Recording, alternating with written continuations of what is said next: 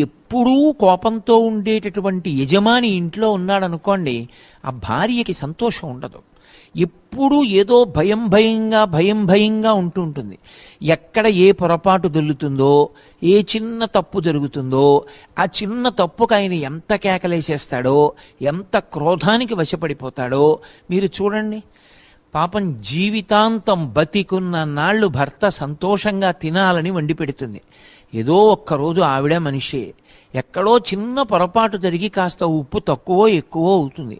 అంత మాత్రం చేత కంచాలు విసిరేసి భార్యని పట్టు కొట్టేసి తిట్టేసి నానా రభస చెయ్యక్కర్లేదు.